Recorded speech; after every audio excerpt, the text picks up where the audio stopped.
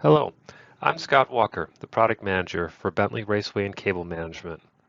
I want to take a few minutes of your time to show you a new way to configure the software that can better facilitate collaboration in your design teams and reduce the IT maintenance required to facilitate your projects. You now have the option to persist project data inside an iModel in PlantSight as an alternative to a SQL Server database. We will demonstrate this functionality by first defining a new workset and including Bentley Raceway and Cable Management as one of the applications that will be used on the project.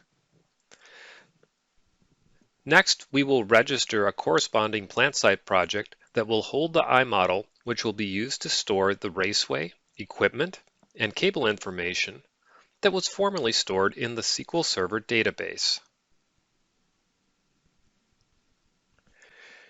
Configuration variables in the workset configuration file are used to both tell the software that you intend to use the iModel in PlantSight as the database, as well as define the location where the local cache of the data will be stored on the user's machine. You can of course make these configuration variables a part of your default settings to be applied to any new workset you create. We can then associate the project's workset with the PlantSight project.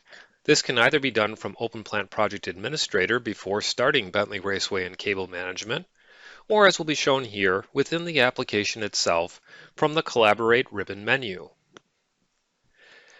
Here we have created a basic raceway model to use as an example. We will push the data from this model to PlantSight using the same update database tool we used previously when utilizing a SQL Server database. To show that the data has made its way into the iModel in PlantSight, we will bring up the iModel console, where we can query the iModel and confirm that the records were created for the corresponding raceways.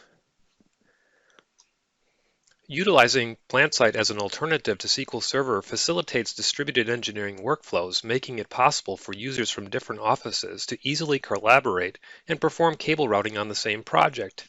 And since no SQL Server database is required in this configuration, it means less IT maintenance to administrate your projects.